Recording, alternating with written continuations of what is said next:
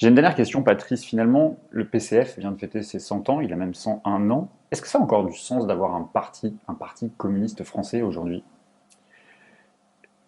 Qu'il soit communiste ou qu'on l'appelle autrement, je pense que le grand enjeu, une fois de plus, c'est qu'aujourd'hui, on fasse revivre l'idée que l'on n'est pas condamné pour toujours à vivre dans une société capitaliste qui est fondée sur la recherche maximum du profit, quels que soient les dégâts. Voilà, ça me paraît être la question centrale et celle qui en fait est dans toutes les têtes. Donc, de toute façon, quelle que soit la forme d'organisation, qui peut varier, on n'est pas obligé de garder pour toujours le type de parti créé au XIXe siècle.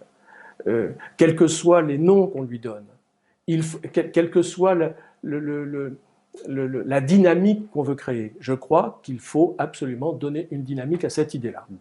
Cette idée-là, elle est fondamentalement communiste.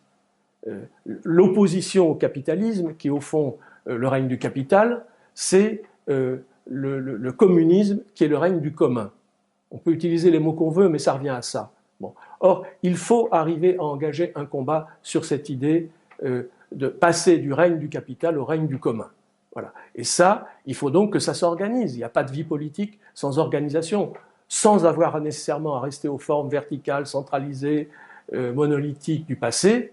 On peut organiser une formation politique, une organisation politique, de telle sorte qu'elle mène ce combat qui est, à mon avis, la clé de l'avenir. Merci beaucoup, Patrice.